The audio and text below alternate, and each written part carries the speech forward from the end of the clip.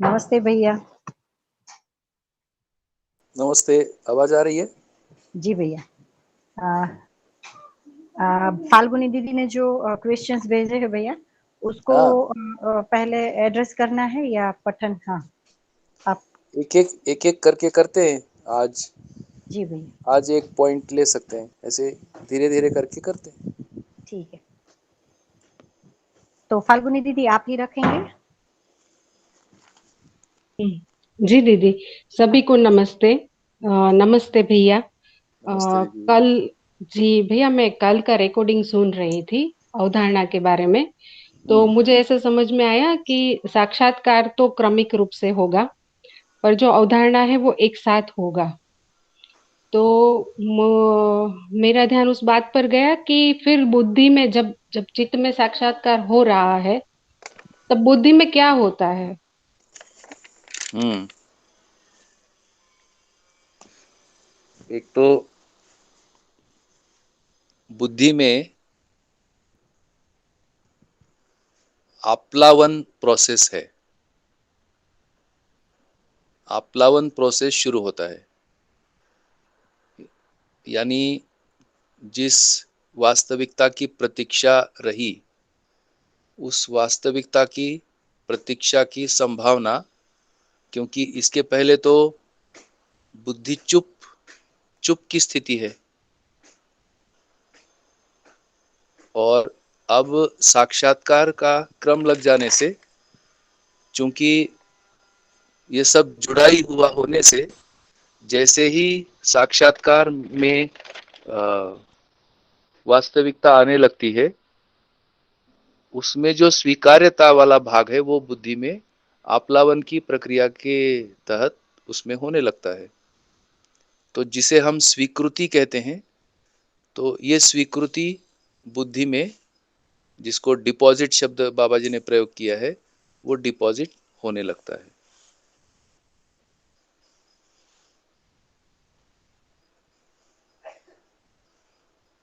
और इसको कैसे पहचाने? तो इसको पहचानते हैं प्रेरणा से। बुद्धि में प्रेरणा जगती है, जिसे स्व प्रेरणा भी एक जगह पर बाबा जी ने कहा है। तो समझने के लिए, या यूं कहे अनुभव के लिए, स्व प्रेरणा बुद्धि में जगता है।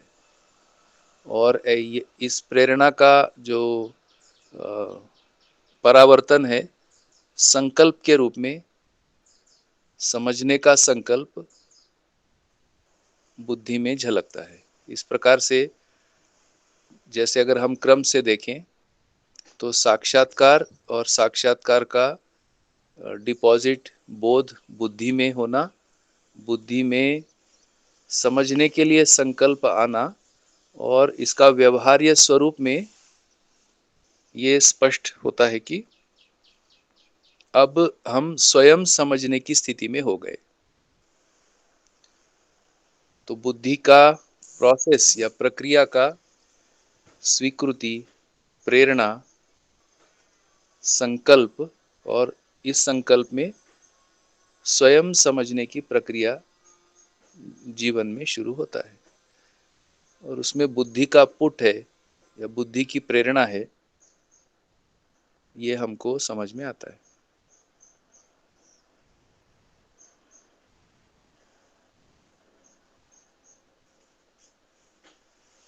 जी भैया, जब बुद्धि में ये स्वीकृतियां हो रही होती है, तब हम्म। आत्मा में कुछ होता है क्या? हाँ हाँ, अभी ये स्थिति भी इस प्रकार से है कि आत्मा में, आत्मा तो एक तो गठन सूत्र के सूत्र से आत्मा है, और दूसरा अभी अनुभव से रिक्त है। तो आत्मा से जो अनुभव के लिए अनवरत होने की स्थिति, मध्यस्थ क्रिया होने की स्थिति में, अनुभव की जो प्यास है, उस प्यास के प्रभाव से ही वृत्ति में तुलन क्रिया है, और मन में श्रेष्ठता का आस्वादन क्रिया है। तो जैसे जैसे ये क्रम आत्मानुषंगी या आत्मानुगामी ये क्रम होता है तो आत्मा की जो प्यास है वह प्यास एक प्रकार से योग्यता की क्रिया होने लगती है, अनुभव के लिए योग्यताओं की क्रिया भी होने लगता है। किस रूप में होता है कि जो एक प्रभाव से मुक्त क्रिया है आत्मा, घात प्रत्याघात से मुक्त क्रिया या सम विषम आवेशों से मुक्त क्रिया, तो और ऐसा प्रभाव जीवन में होने से अध्ययन के क्रम में, और ऐसा प्रभाव अब साक्षात्कार बोध के क्रम में बोध तक पहुंचने में जो एक सहअस्तित्व सहज समर्थन है, ये समर्थन का ध्वनि जिसको टोटलिटी में जीवन ध्वनि जैसा प्रतीत होता है कि अनुभव के लिए तैयारियां कह लीजिए, तो जीवन ध्वनि श्रेष्ठ बल के रूप में प्रभावी होता है। और इस प्रभाव का जो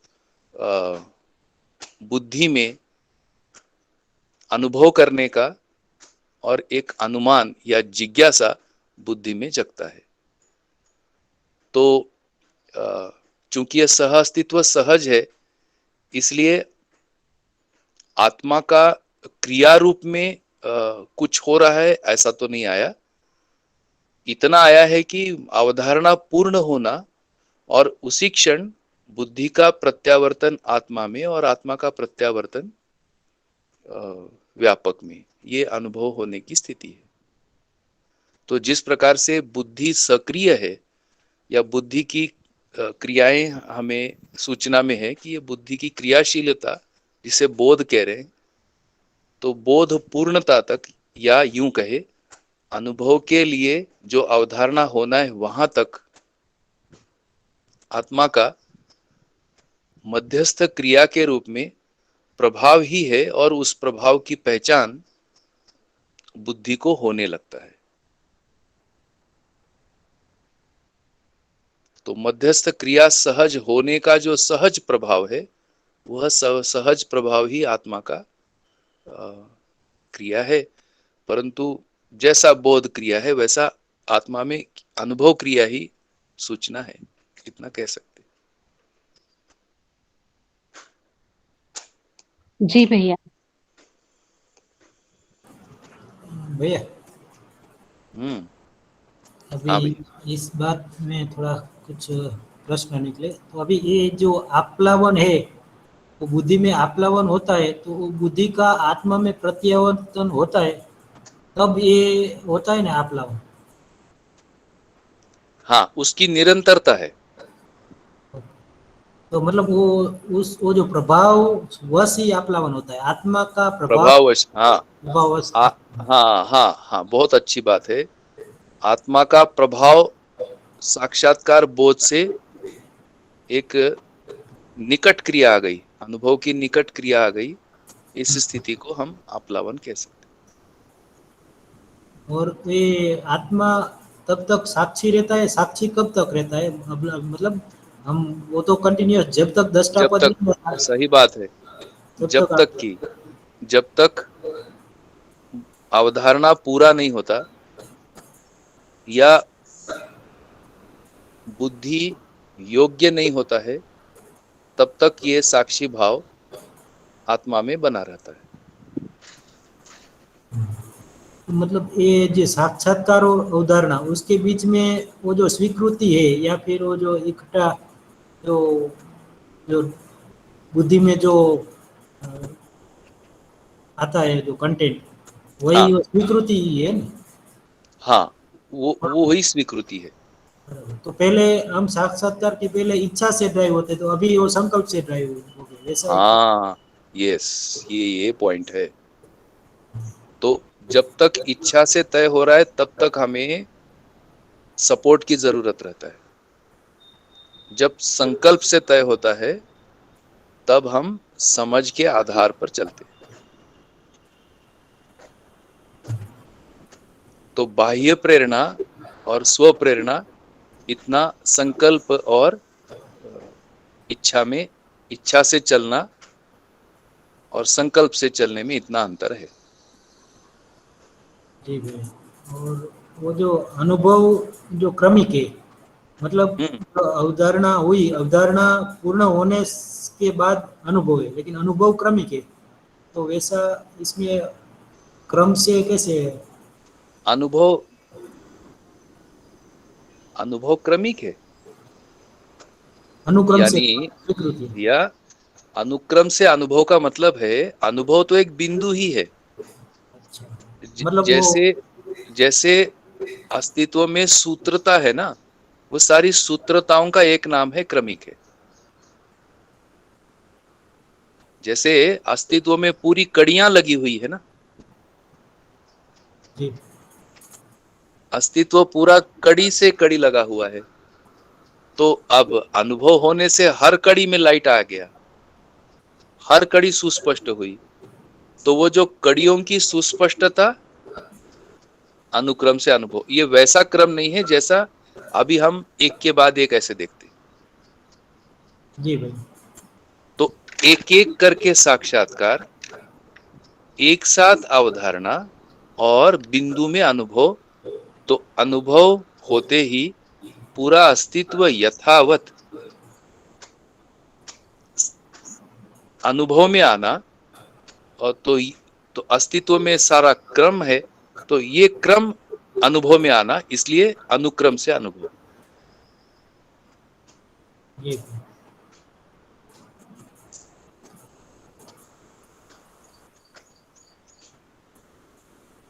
जी भाई। तो अभी एक और सवाल था, वो जो अभी सूचना है कि जीवन गठनपूर्ण परमाणु है। तो ये गठनपूर्ण परमाणु है वो पुंजाकार रूप में शरीर में जो घूमता है गतिशील से, तो उसका जो पहचान वो कब होता है ज्ञान चक्षु से? अभी तो सूचना है, तो वो कब, हाँ, कौन से स्टेज में ये होता है? ये ठीक बात है, ये ठीक बात है। ये जो गतियां हैं, है ना, इन इन गतियों के बारे में तो जीवन बोध में, मतलब बोध में आ जाता है ये। मतलब है बोध ना। पूर्ण होने और के बाद परंतु या फिर उस क्रम, जैसे उस क्रम ये में ये होता है बोध है जो बोध? अवधारणा बोध है।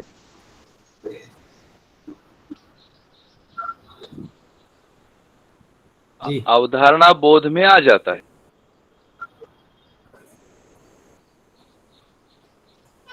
ठीक है फिर।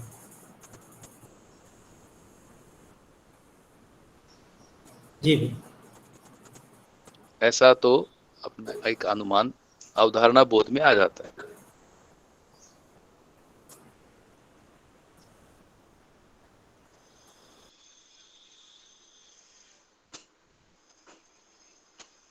भैया हाँ हाँ हाँ, अभी हमारी जो बात चल रही थी अनुक्रम की, उसमें हाँ। मानव व्यवहार दर्शक के पेज नंबर 30 पे ऐसा लिखा है, आत्मा में अनुभूति करके एक पूरा सूत्र है। उसमें हम्म। अनुभूति के सामने लिखा है अनुक्रम से प्राप्त समझ, स्थिति हो गति, प्रकटन व परिणाम ही अनुभूति है।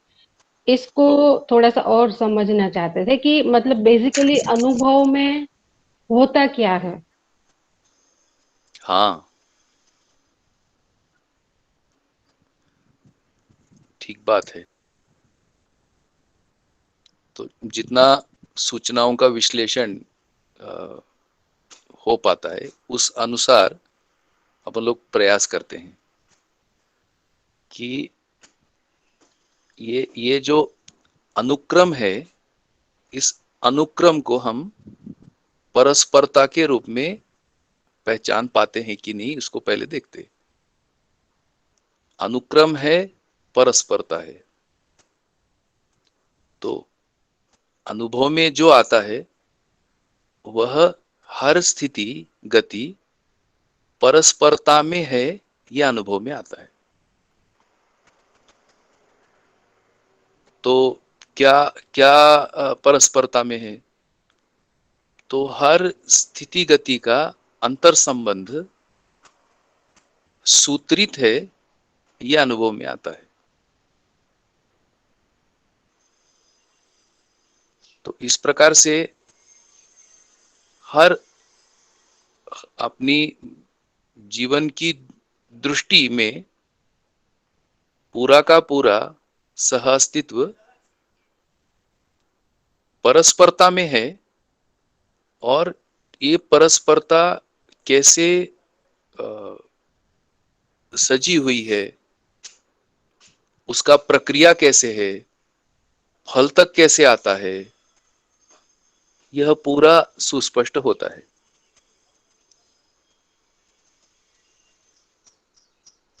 इसलिए उसको कहा अनुक्रमात्मक परस्परता में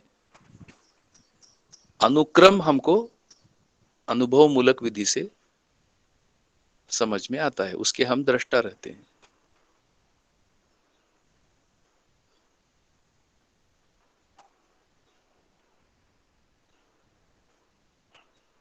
उदाहरण के लिए जैसे अनुभव के बिंदु हैं, गठनशील से गठन पूर्ण होना, भाई तर्क में तो जमता है, लेकिन गठनशील से गठन पूर्ण होने में क्रम है। तो ये जो तृप्त परमाणु, भूखा परमाणु, अजीर्ण परमाणु, तो भूखा अजीर्ण परमाणु की और तृप्त परमाणु तक की जो गति है, उसका अंतर संबंध अनुभव में आता है। जैसे ये अंतर संबंध क्या अनुभव में आया कि अभी तो कुछ विजुअल से, कुछ एक्सटेंडेड हमने काफी मशीनरी वगैरह बनाया, तो जो एटॉमिक लेवल पर कुछ हलचल है इतना समझ में आ रहा है, इतनी आइडिया भी स्वीकार हुई है, परंतु इसमें शोध अनुसंधान प्रवृत्ति है ये तो समझ में नहीं आ रहा है।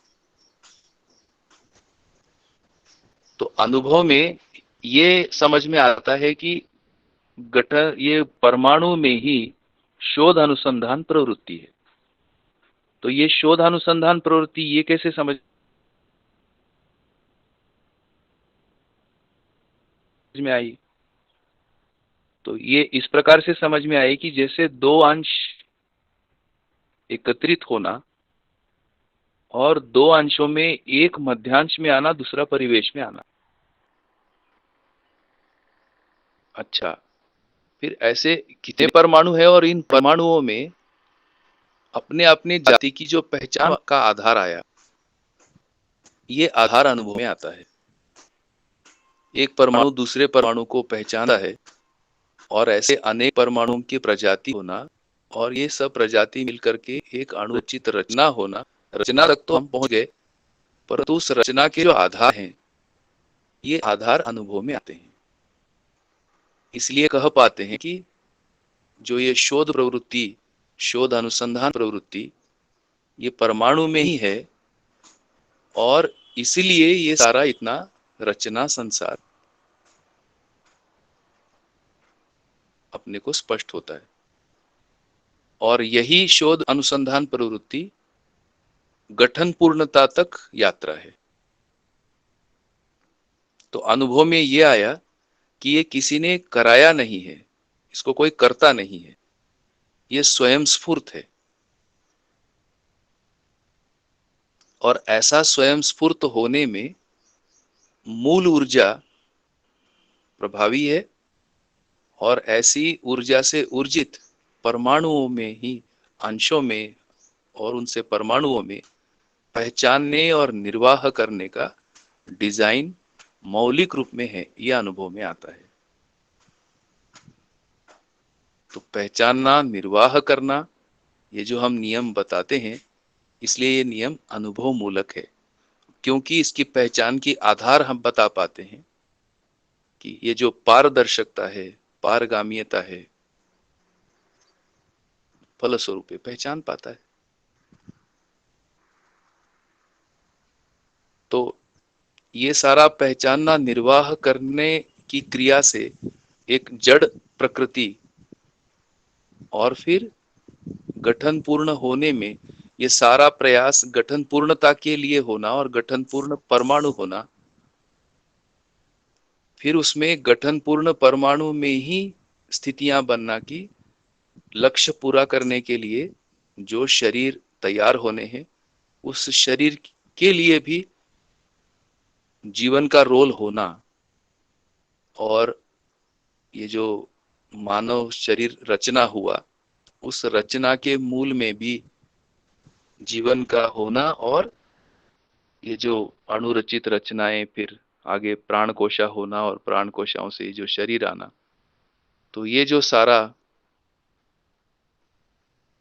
पूरा विकसित धरती जिसे आज हम कह रहे, और ऐसा ही पूरा अस्तित्व में यही सब होना, यही सब जोड़ पाना, जुड़ पाना, तो अनुभव में ये सब जुड़ पाता है।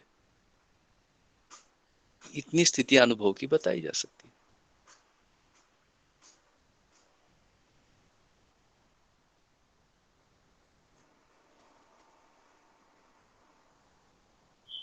जी भैया। थोड़ा प्रयास बिना अनुभव के।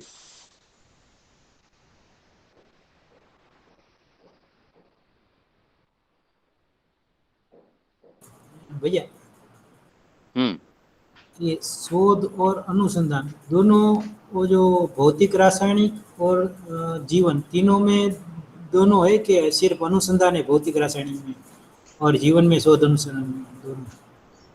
नहीं, दोनों है। शोध अनुसंधान तो दोनों है, अच्छा, परमाणु क्योंकि में, परमाणु में ही है। हो परमाणु में भी, जी। क्योंकि अनुसंधान वो है, परंपरा होता है। जैसे शोध शुरू हो गया, अब पानी है तो पानी की परंपरा हो गई।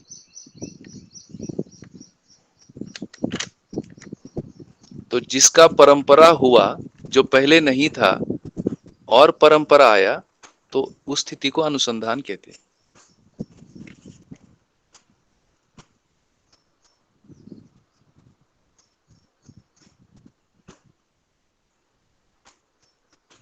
जी भैया, ये शोध और अनुसंधान में थोड़ा क्लियर करेंगे, ये दोनों में फर्क क्या है?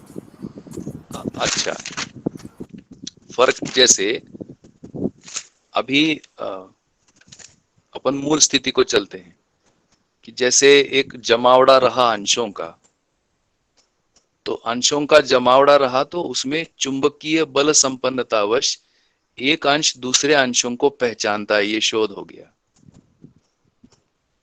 और पहचानने के बाद उसमें एक परमाणु की व्यवस्था बन गई। अब ये परमाणु व्यवस्था में अनेकों प्रजातियों के परमाणु होना, जो आज हम समृद्ध पदार्थ अवस्था कहते हैं, ऐसे अनेकों प्रजातियों के परमाणु होना। तो जैसे एक प्रजाति स्थिर हुई परमाणु की, वो अनुसंधान हुआ। जैसे सोने का अस्तित्व में आना, तो ये हुआ अनुसंधान। ऐसे जितने भी 122 परमाणु कहते हैं, तो ये सारा आना, ये अनुसंधान वश इसको अपन कह सकते हैं। तो ऐसा अनुसंधान होने के लिए जो पूर्व स्थिति है, उसको शोध कहेंगे। ये धरती जैसा अभी हमको दिखता है, पता नहीं इसके पहले कितना कुछ हुआ होगा, वो सारा शोध कहलाया। और जैसा ये स्वरूप है कि इसमें प्राण अवस्था हो सकता है, उसके योग्य जितना समृद्धि इसमें होना है, तो जितने प्रकार के इसमें डिजाइन बने और एक परंपरा की स्थिति बनी, उसको कहेंगे अनुसंधान।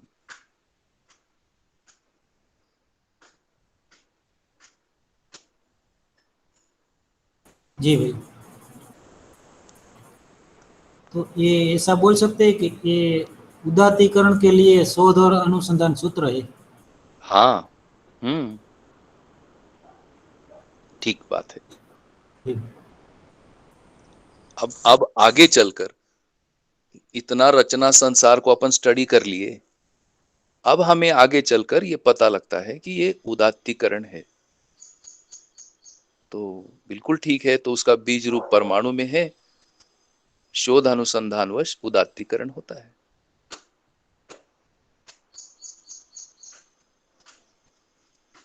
तो ये जो, जैसे अगर बाबा जी का हम वांग्मय पढ़ रहे हैं, ये जो जोड़ पाने की स्थिति है ना, वो है अनुभव।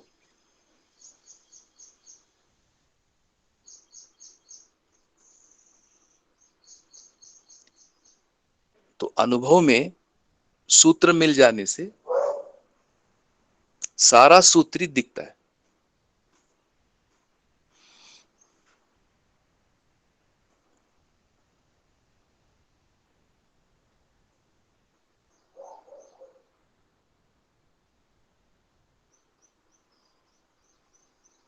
तो ऐसे लगभग 56 प्रकार के सूत्रों को बाबा जी ने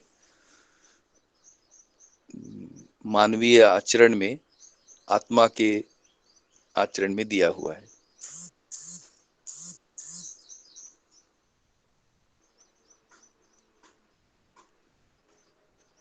इतना बता सकेंगे।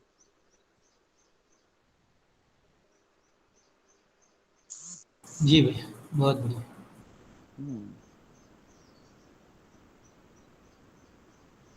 ठीक है फाल्गुनी दीदी, कुछ स्पष्ट होता है? जी भैया, बहुत ही बढ़िया। अनुभव में क्या होता है? हाँ भैया, क्योंकि जैसे वाङ्मय पढ़ते पढ़ते कभी कभी ऐसा लगता है कि बहुत सारा चीज जो है वो अवधारणा में हो जाता है। इसमें भी आगे आएगा कि अनुभव में केवल पारगाम्यता वाला छूट जाता है। तो हम्म मतलब कई बार ऐसा लगता है कि कुछ चीजें अनुभव में जाके ही समझ में आएगी। तो एकदम वो क्लियर नहीं हो पा रहा था कि अनुभव में ऐसा क्या होगा जो अवधारणा में नहीं आएगा। मतलब क्या हम्म बच जाएगा जो केवल अनुभव में ही होगा। हम्म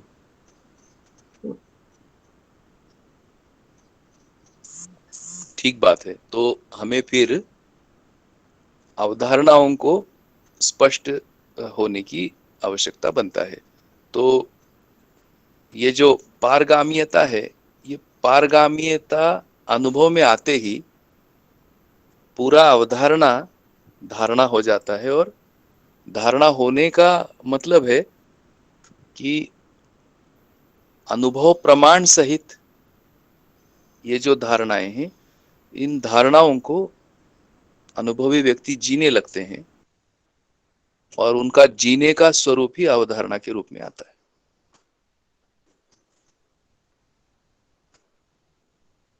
क्योंकि सारा सूत्रित हो गया। पारगामीयता का मतलब है जितना वास्तविकता देखने में आया, साक्षात्कार बोध में आया, वह सारा सूत्रित हो गया।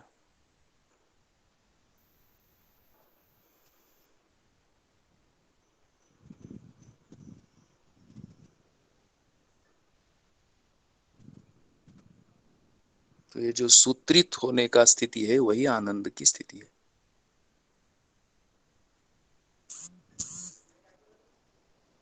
जी भैया। है ना? तो ऐसा पारगामीयता का ये महिमा है।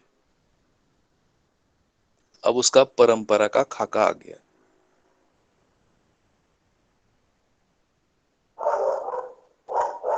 परंपरा पहले से ही है,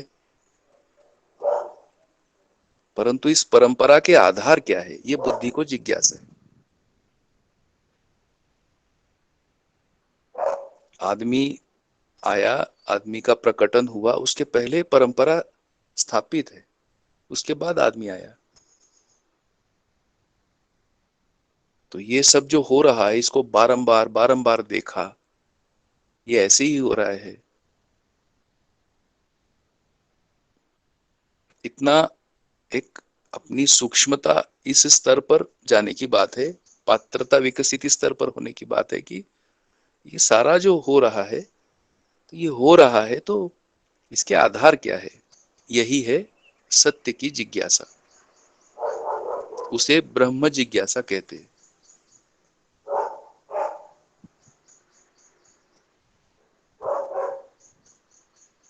तो अनुभवी व्यक्ति हमको अवधारणा दे रहे हैं, तो इस अवधारणा के क्रम में जो साक्षात्कार बोध में आ सकता है, अनुभव की रोशनी में साक्षात्कार बोध में आ सकता है, तो जो छूटा रहता है वो उसका सूत्र छूटा रहता है, वही पारगामियता।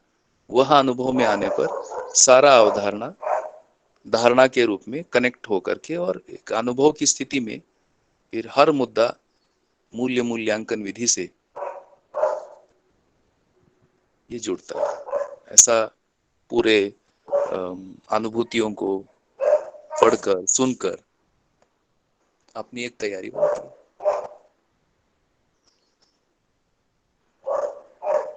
जी भैया। ठीक है। जी भैया। बहुत अच्छा। और आप सब भी अभी आगे पढ़ते हैं, जितना जितना अपने सूचना में आता जाता है शेयर भी करते रहेंगे।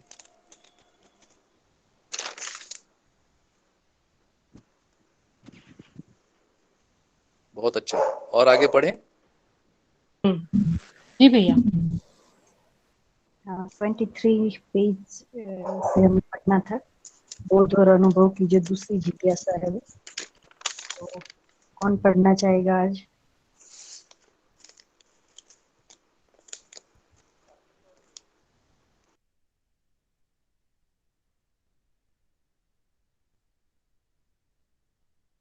दिनेश भाई आप पढ़ेंगे?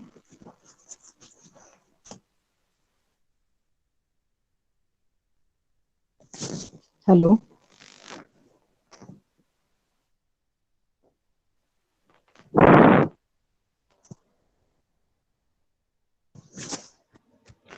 दीदी मैं कल पढ़ूंगा, आज मेरे पास वो नहीं है, इसलिए चश्मे के बदले ठीक नहीं रहेगा। ठीक है ठीक है भैया, मैं ही पढ़ देती हूँ। गांधीनगर गुजरात से सुरेश पटेल पढ़ सकते हैं। पेज नंबर बताएंगे? 23 भैया। स्वागत है। 23 में भैया बोध और अनुभव लिखा हुआ है। उसमें पहली जिज्ञासा हमने पढ़ ली है, दूसरी जिज्ञासा आपने कहा है पारगामियता, वहां से पढ़ना है।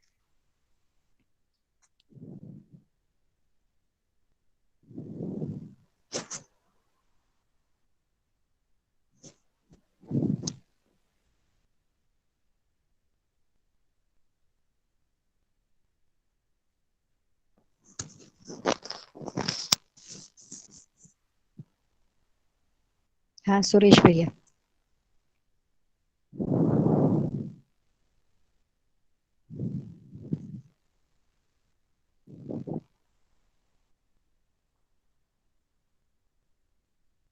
हेलो।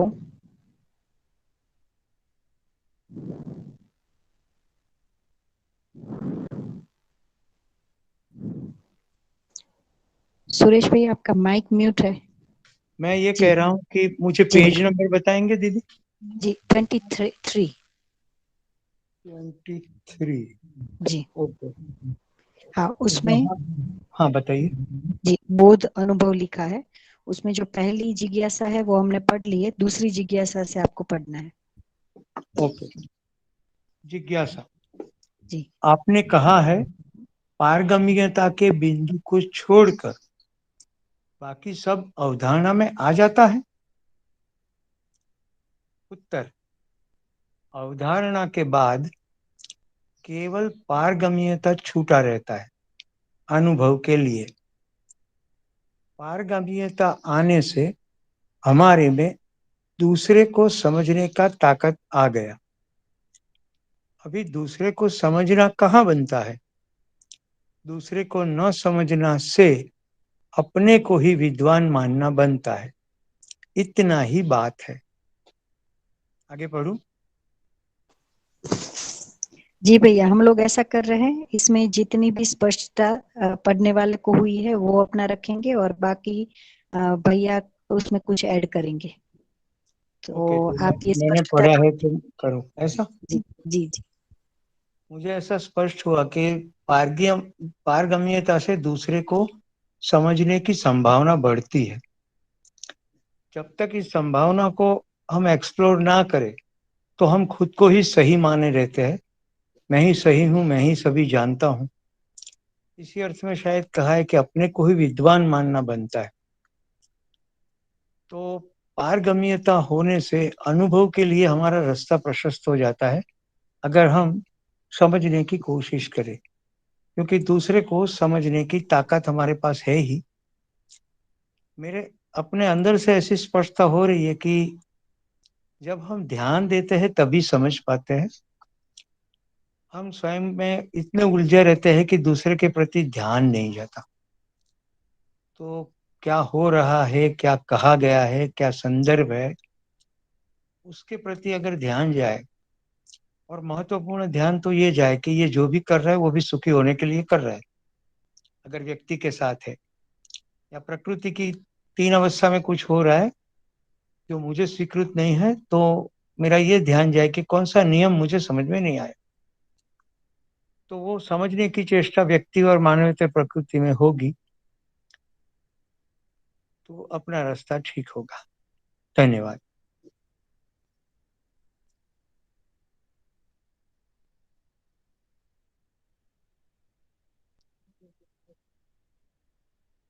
आगे योगेश भाई प्रकाश करेंगे।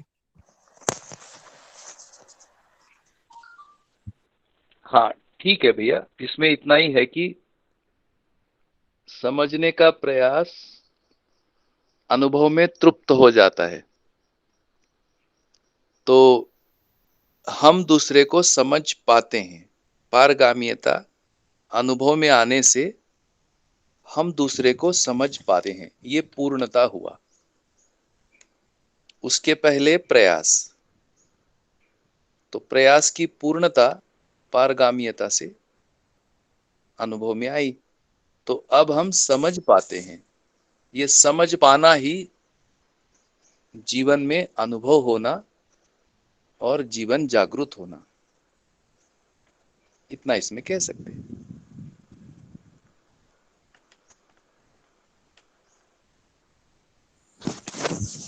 आगे भैया, पढ़ो दीदी। हाँ, ठीक है ना? एक एक प्रश्न है भैया यहाँ पे। हाँ हाँ। दूसरे को समझना यानी क्या? क्योंकि शब्द रूप में और तर्क रूप में तो हम जीवन परमाणु को जब समझने जाते हैं तो मुझे लगता है वो साक्षात्कार में ही काफी सारा वो क्लियर हो जाता है। तो यहाँ जो कह रहे हैं दूसरे को समझने की ताकत आ गया, हाँ, तो उसमें और क्या? Very important. दूसरे को समझने की ताकत आ गया का मतलब है मूल्यांकन करने की ताकत आता है।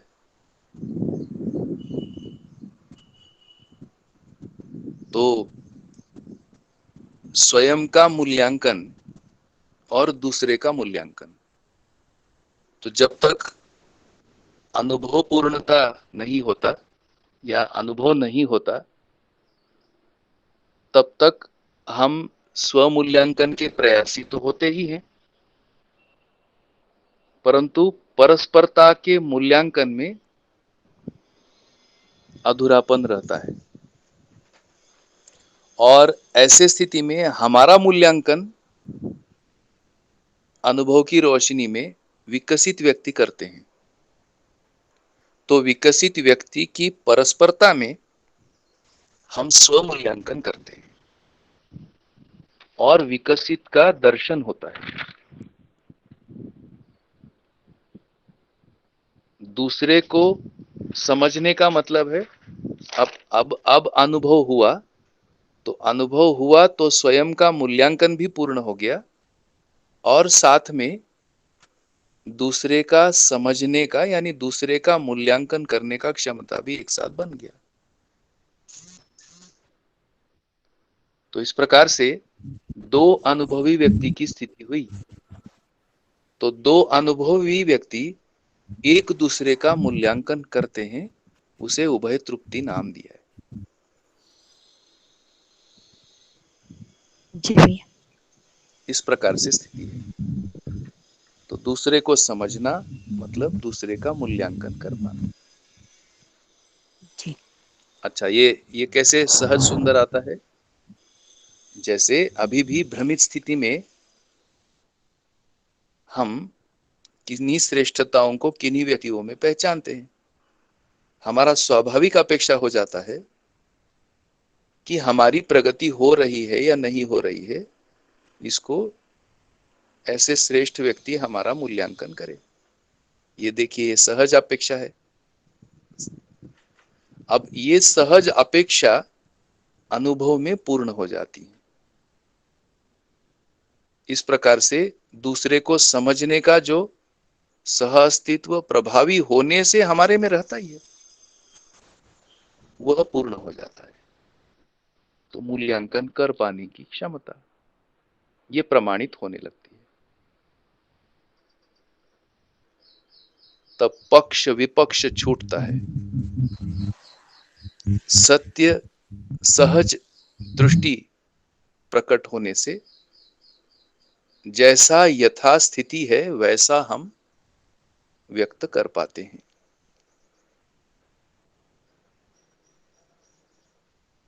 ये स्थिति और अपन और इसमें जोड़ सकते हैं दूसरे को समझने की स्थिति। भैया जी प्रणाम, मैं आपको प्रश्न पूछूं? हाँ हाँ भैया। इसका मतलब ये हो गया कि जब तक अनुभव पूर्ण नहीं होता तब तक दूसरे को समझने वाला बात तो बाकी ही है, खाली ही रहेगा। अंदाजा लगाया जा सकता है, मैं सही समझा हूँ? हाँ। और दूसरा ये भी पकड़ में आता है कि जब तक अनुभव नहीं होता तब तक खुद को भी पूरा कहाँ समझा। हाँ भैया, उसमें भी त्रुटि रहेगी, है ना? उसमें भी त्रुटि रहेगी। मतलब कि खुद को भी पूरा नहीं समझा, दूसरे को भी पूरा नहीं समझा, तो हाँ। ये डेली खिटपिट संघर्ष ये तो होता ही रहेगा। हाँ भैया। तो भैया जी संघर्ष निवारण करने के लिए अनुभव प्राप्त करना यही एक मार्ग है। हाँ भैया, यही एक मार्ग है। और अब अपने को इस पर निष्ठा भी होने की बात है ना ये, जैसे इसलिए तो अनुभव मूलक विधि से और अनुभवगामी पद्धति से अध्ययन है।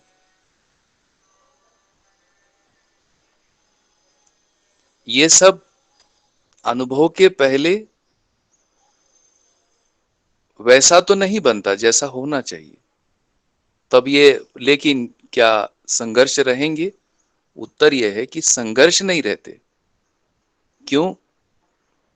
क्योंकि अनुभव के लिए हम अनुकरण का रास्ता लेते हैं। तो अनुकरण के रास्ते में जो प्रयास होते हैं, इन प्रयासों की स्वीकार्यता का मादा जीवन में बनने लगता है। लक्ष्य अनुभव हो, रास्ता अनुकरण अनुसरण हो। ऐसे स्थिति में अनुभव के पूर्व स्थिति में लगभग अनुभव जैसा स्थिति पाया जा सकता है। उसको कहेंगे अवधारणा। तो भैया जो निर्विरोधिता है या एक दूसरे के प्रति अनुरूपता है, हाँ, वो स्थिति कब बनती है अनुभव से पहले? बोध में बनती है। बोध में बनती है। वो भैया कैसे समझाइए? वो बोध में बनती है। जैसे अभी अभी हम देखते हैं कि निर्विरोधिता के प्रकार कितने हैं। पहला तो है कि आत्मा से विमुख बुद्धि, ये स्थिति होने से मानसिकता में जबरदस्त विरोध है। पहला तो वही है कि जो हम समझे हैं वही सही है। हमारी मान्यताओं के आधार पर हम अपना एक जीने का खाका ताना बाना आदमी बुन चुका रहता है। अब उसमें सत्य का बाबा जी ने बड़ा सटीक अपने को दिया है कि हमारे अभी के ताना बाना जिसको अपन विरोध कह रहे हैं, उसमें न्याय की पिपासा किधर है? न्याय की प्यास कहाँ है? जो भी हम लोग सो कॉल्ड न्याय शब्द तो आया, पर न्याय शब्द का अर्थ ही अपनी जो मान्यताएं हैं, उन मान्यताओं में उसका अर्थ ही नहीं है। ना तो उस अर्थ को समझने की सहूर भी है अपने। सहूर भी नहीं। ऐसे में आत्मविमुख बुद्धि, अज्ञान, ये सारा फ्लो होता रहता है चित्त, बुद्धि, मन, ये स्तर पर। और ये सब का एक आ गया कि शरीर मूलक क्रियाकलाप है। अब देखिए घटना, जैसे ही ये भनक पड़ता है कि सच्चाई कुछ और है, न्याय कुछ और है, एक परिभाषा सुन लेते हैं, संबंध, मूल्य, मूल्यांकन, उभय तृप्ति, न्याय। ठीक तरीके से यदि सुनते हैं ना, आधा विरोध तो वहीं खत्म हो जाता, सुनने मात्र से। कि जो हम सोच रहे हैं, यह सोचना कितना गलत है, न्याय कुछ और है और न्याय को हम कुछ और मान बैठे। तो इस प्रकार से सत्य श्रवण से हमारी मानसिकता में अर्थ को समझने की प्यास जगती है। बेसिकली जीवन को शोध तो अर्थ का है, पर अर्थ का शोध व्यवहारिक रूप में व्यवस्था है कि वह संबंध के माध्यम से है, संबंध की सहायता से शोध होता है। तो जैसे ही ये सहायता से हमारे में सुनने का एक मादा बनता है, श्रवण अधिकार बाबा जी ने नाम दिया है।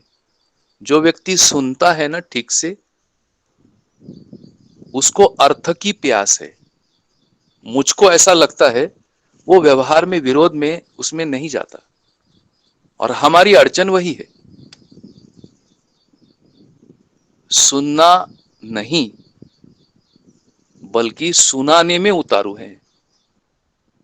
एक जबरदस्त अपना एक व्यवहार का एक ताना बाना बना है। इसलिए बार बार हमें यह आता है कि निर्विरोध तो ठीक लग रहा है, पर हो कैसे? होने के लिए भाई ये होता कैसे, सबको तो सुनना तो होगा ठीक से।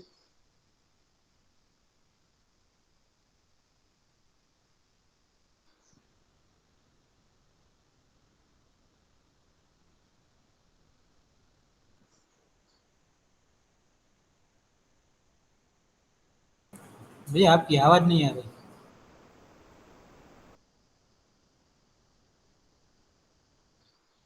इस तरह से भास आभास, ये दो मुद्दा दिया है अनुभव के पहले। सत्य भासता है। भैया बीच में आपकी आवाज चली गई थी, थोड़ा रिपीट करेंगे भैया? अच्छा, are you getting my voice? अभी देखिए आवाज है? हाँ, अब तो आवाज आ रही है, लेकिन बीच में अभी बोले, अभी देखिए। अब तो आ रही है, अभी हाँ, है भैया, तो अभी है ना? अभी भी आ रही है। तो ये ध्यान आ रहा है भैया कि हाँ, कि ये जो विरोध है, ये विरोध मेरी प्रवृत्तियां वैसी बन गई हैं। तो अब ये प्रवृत्तियों को परिमार्जन करने का काम है।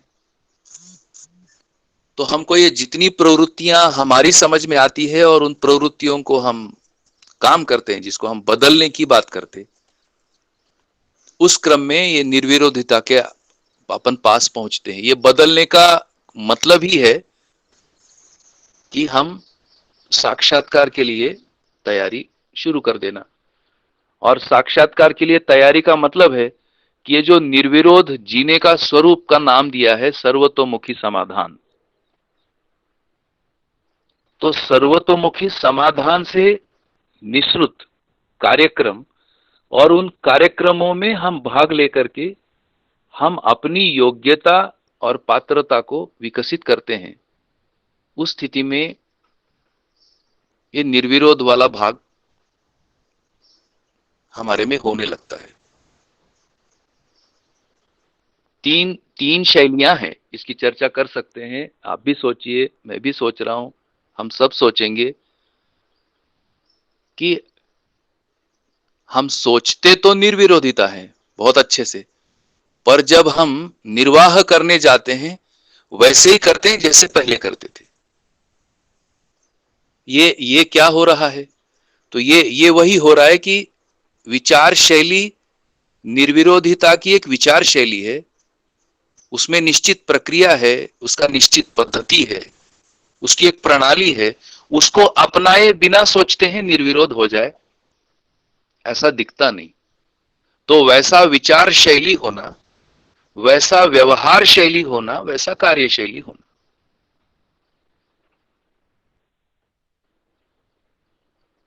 तो जिसमें जिद वाला भाग निकल जाता है, आसक्ति वाला भाग निकल जाता है, हठ वाला भाग निकल जाता है, ये 3 भाग से अभी हमारी पीड़ा है। और वो इसलिए पीड़ा है क्योंकि बुद्धि आत्मा विमुख है। तो आत्म विमुख बुद्धि को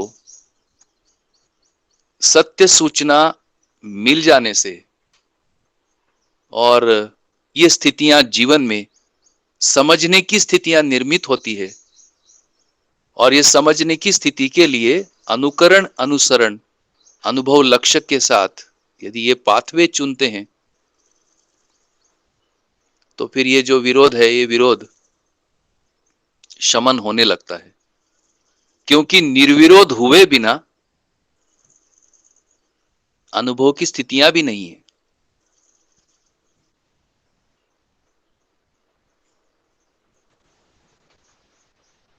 ऐसा उपलब्धि हो सकता है, ऐसा आश्वासन अपने को मिला है।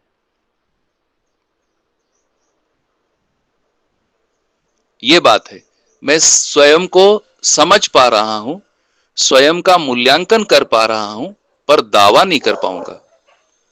मैं दूसरे को भी समझ रहा हूं, दूसरे का मूल्यांकन कर पा रहा हूं, पर मैं दावा नहीं करूंगा। ये बस मुद्दा है। अभी विरोध जो है ना, वो दावा करने में जाते, ऐसा ही है। तो ये दावा अगर हो गया बिना अनुभव के, तो फिर वो जैसा बाबा जी बताए वैसी स्थिति है, सर्वज्ञ मान लेना। तो जब अनुभव की प्यास जगी तो अनुभव कैसे होता है, उस जगह पर जिज्ञासा आता है। उस जिज्ञासा के क्रम में हमारा आसक्ति, हठ, अभिमान, ये सारा गलने लगता है और हमारी विचार शैली में, व्यवहार शैली में परिवर्तन आते हैं। ये परिवर्तन जो समझने पूर्णता के लिए जो परिवर्तन है, वो भला विरोध कैसे कर सकते? ये एक अपने को एक सोचने का मुद्दा है। और यदि विरोध है तो फिर मेरी प्रवृत्ति में ही काम की जरूरत है।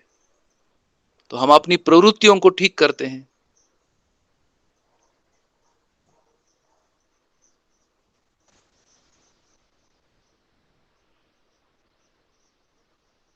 सही के रास्ते पर चलने वाले का विरोध करने का अस्तित्व में ही डिजाइन नहीं है भैया।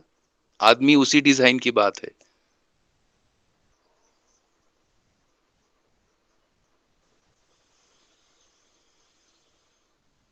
पर मनमाने ढंग से, अपनी अनुकूलता से, अपना कोई मतलब, अब इतना आप सीनियर है, मैं थोड़ा सा ये भी कहता हूं, क्या अपना व्यवहार का कोई बेसिस भी है? क्या अपन चेक करते हैं कि मेरे फंडामेंटल क्या है व्यवहार के?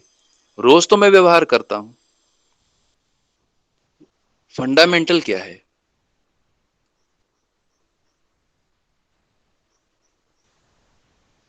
दुर्दैव है अभी कि जिसे हम पेंडेमिक कहते है ना, ऐसा होना नहीं चाहिए। It's very painful. पर देखिए, भय जब लगता है तो व्यवहार बदल जाता है। भय घेर लिया, व्यवहार बदल जाते। तो बेस कहां है यहां? तो ये जो फाउंडेशन है, आधारभूत तथ्य हैं व्यवहार के, जब हम इसको समझने में लगते हैं तो फिर बेस या नींव या फाउंडेशन बनने लगती है। ऐसा बाबा जी ने आश्वासन दिया है। उसका नाम है संस्कार। ये जो नींव है, जिसको फाउंडेशन कहते हैं, उसका नाम है संस्कार। क्या संस्कार? संबंधों को निर्वाह करने का संस्कार है। ऐसा मुझको लगता है भैया। भैया इसलिए एक अनुभव प्रश्न के और पहले पूछूं? हो, ये कुछ स्पष्ट होता है क्या? ये स्पष्ट है, बहुत स्पष्ट भी हो रहा है और नए प्रश्न उठ भी रहे। बहुत अच्छी बात है। पूछूं क्या अभी? हाँ हाँ, अभी एक आध कर सकते हैं, अभी थोड़ा अपना समय तो है। आपने एक वाक्य प्रयोग किया, फंडामेंटल्स। हाँ तो मैं लगातार इसी के साथ ही जूझ रहा हूँ। अभी व्यवहार के पूरे दायरे में मेरे फंडामेंटल के अनुरूप दूसरा हो तब तो निर्विरोधता हो गई मोटी मोटी, पर दूसरों के फंडामेंटल अलग है। उस स्थिति में क्या करें? जैसे एक उदाहरण के तौर पर मेरे पिताजी का फंडामेंटल संकीर्णता का है, सब चीजों को दबा के रखना, बचा के रखना, नहीं देना। और मेरा फंडामेंटल है कि भी जो चीज मेरे उपयोगिता में नहीं है वो मैं दूसरों को दूं। तो इस बात पर तो विरोध होगा ही, या फिर मुझे छोड़ देना है कि भाई उनको जो करना है करे, उस पर बहस ही ना करूं, मैं बात ही ना करूं। तो मुझे लगता है कि व्यवहार वाले पक्ष में जो कम्युनिकेशन है, वो कम्युनिकेशन बंद कर देने से उस बहस तो बंद हो जाती है। तो ऐसी स्थिति में क्या करें जब ये ऐसी दिखे कि स्थिति सामने में वाले का फंडामेंटल मेरे से अलग है? ऐसी स्थिति में क्या करें? हाँ जी। ठीक बात है भैया। ऐसी स्थिति में अभी जो अनुक्रम की बात हुई, अनुभव में अनुक्रम, तो ऐसी स्थिति में ये जो अनुक्रम सामने आया है उसको अपन पहचानते हैं। ये अनुक्रम है आदमी के साथ आयु की स्थिति और जीवन की स्थिति दोनों पहचानना होता है। क्योंकि न्याय का कोई अभी आधार ही नहीं होने से ऐसे वृद्धावस्था के अवस्था में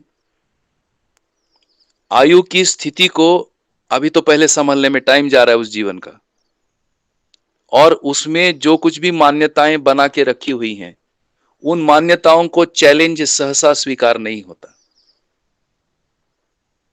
तो अब हम जो ऐसे कुछ फंडामेंटल के साथ, हम ऐसे वृद्धावस्था के व्यक्तियों के साथ अपन काम कर रहे हैं, तो मुझको लगता है कि उसमें जो हस्तक्षेप वाला अपना कार्यक्रम हो जाता है, सहयोग वाला नजरिया होना। क्या चीज का सहयोग? तो जैसा उनका स्थिति है उस स्थिति में वो संभालने में खुद ही लगे हैं, तो उनका सहयोग हो सकता है सेवा में, और मानसिक सहयोग हो सकता है भैया जो भी हमारी मानसिक क्षेत्र में जो कमाई है, जो खुशहाली है, उसको हाईलाइट करने के बहुत सारे अलग अलग तरीके देने होते हैं। क्योंकि शरीर यात्रा पूरी करता हुआ जीवन में हाईलाइट खुशियां, यही अब उसका कुछ जीवन की स्थिति दिखती है। उसको छोड़ करके उनके फंडामेंटल्स कैसे गलत हैं इस जगह पर हम काम करेंगे तो वो जीवन में तो एटम बम है, वो तो ब्लास्ट है। अच्छा, क्या हमारा कर्तव्य बनता है कि ऐसी स्थिति में समझाना? ऐसी स्थिति में समझना ही बनता है। समझाने के लिए आगे पीढ़ी है।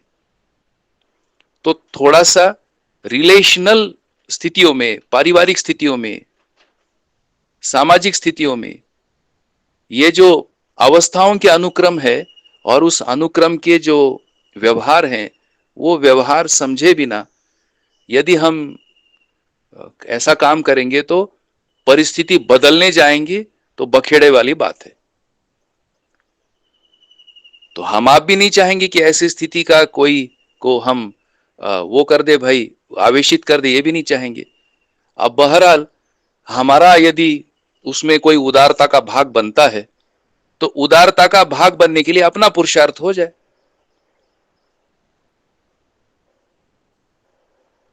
तो ऐसे स्थिति में वृद्धावस्था में आप उदाहरण दे रहे स्पेसिफिक, तो खुशहाली के हाइलाइट्स ये एक दवा बनता है, वही दिया जाए तो वह हम पहचान पाए कि कितना फंडामेंटल के क्लोज इस यात्रा के कंक्लूजन पहुंचे। अभी फंडामेंटल बदलने का टाइम नहीं है। जिनका हो सकता है उस जगह पर काम किया जाए।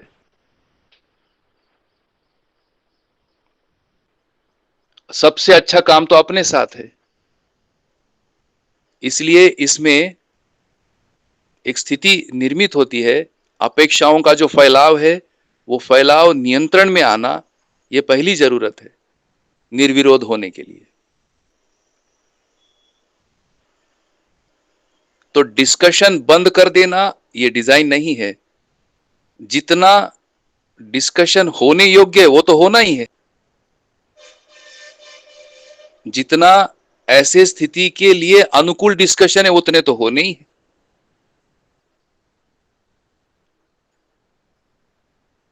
अपने पिताजी के सामने अपन दार्शनिक कैसे बने रह सकते?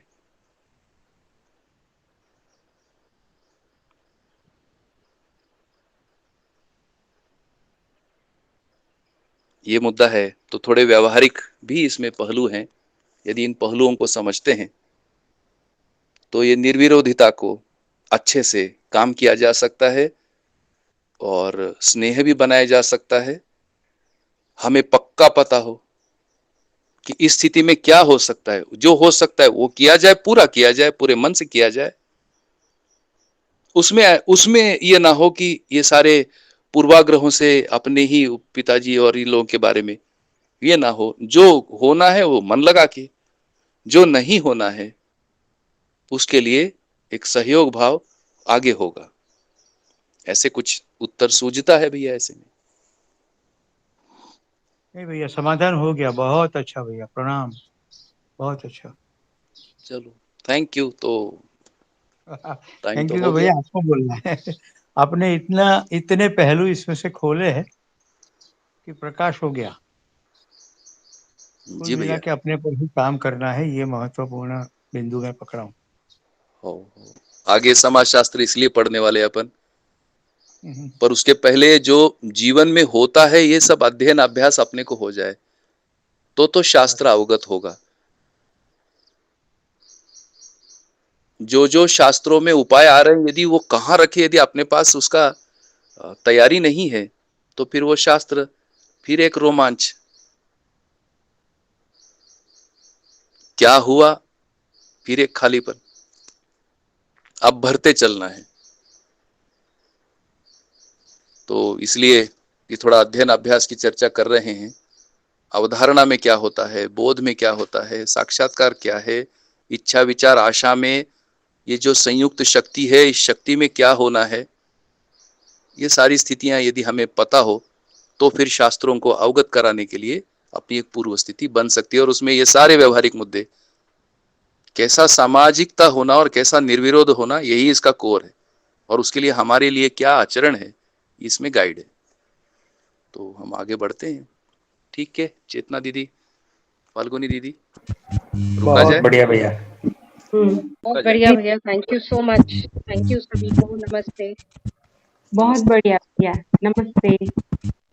नमस्ते सभी को। नमस्ते, थैंक यू। नमस्ते। नमस्ते, धन्यवाद।